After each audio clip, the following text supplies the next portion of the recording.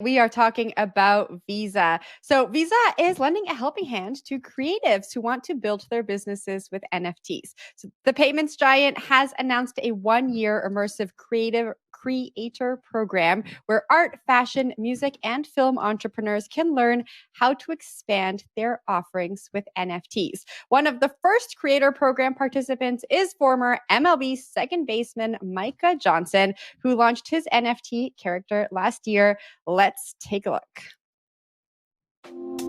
Hi, I'm Micah Johnson, artist and creator of Aku.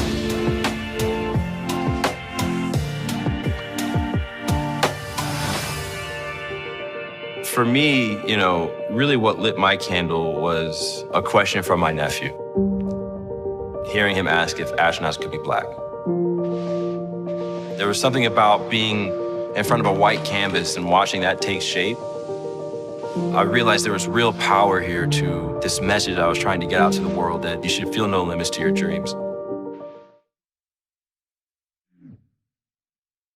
All right, so I wasn't sure where Visa was going with their NFT strategy. And I'm going to go out on a limb here and say, I think this is really clever. It feels to me like this is Visa's Nike moment, right? So, like, all of Nike's advertisements tell that really personal story that is attached to their ambassadors. And Visa's always really been about, small businesses.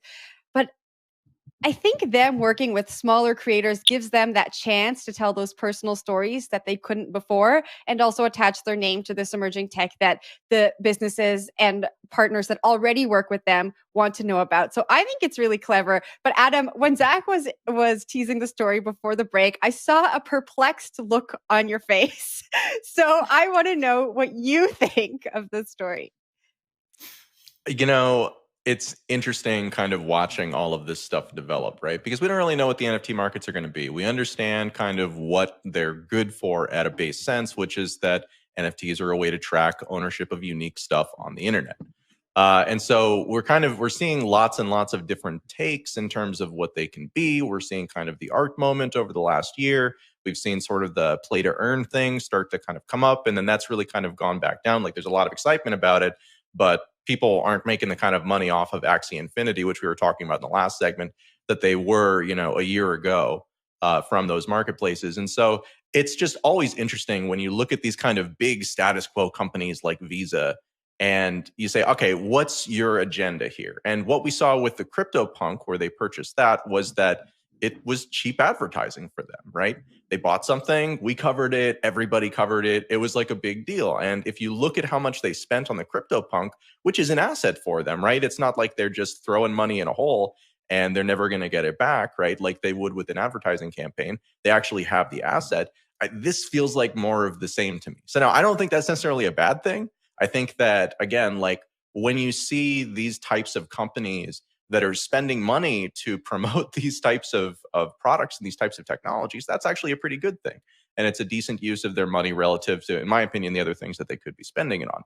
But I think that we always have to keep that in mind, is that it's kind of all about that visibility and the ability to connect themselves with these kind of cool technological innovations and attempt to make themselves cool as a result of that. So it's interesting from a couple of different angles for me. What do you think, Zach?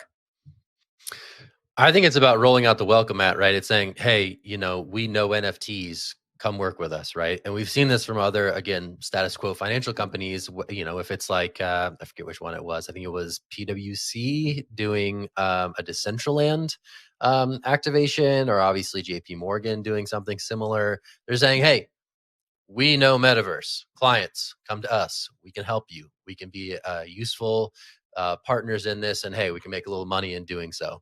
And I think that this embrace of some of these technologies that we're seeing, that kind of would have been unheard of 2-3 years ago, that like Visa would launch an NFT program or JP Morgan would launch a metaverse office.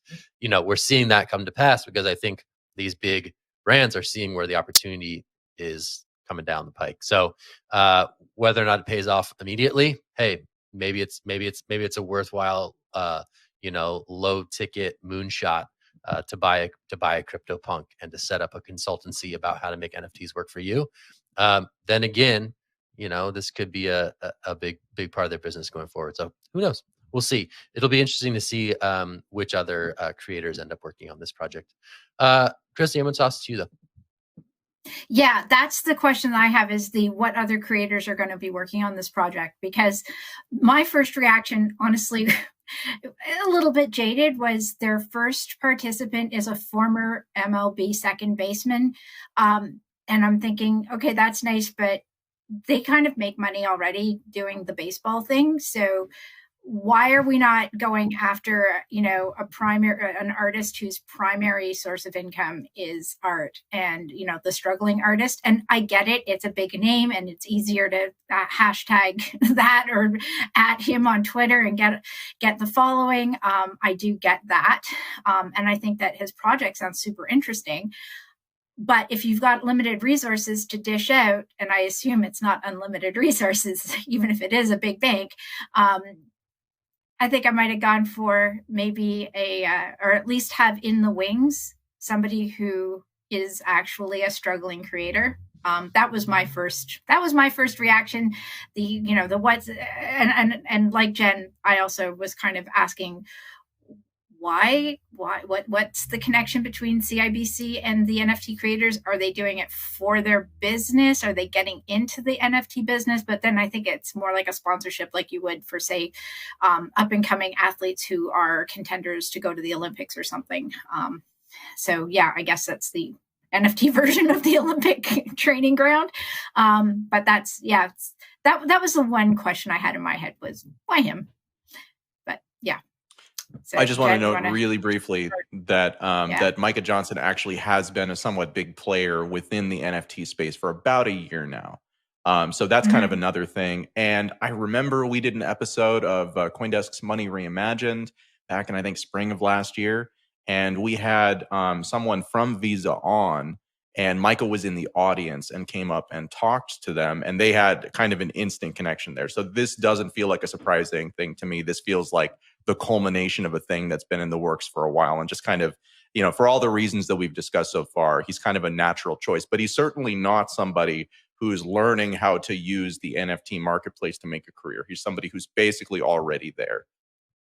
Yeah, I think that's where my question was. Yeah.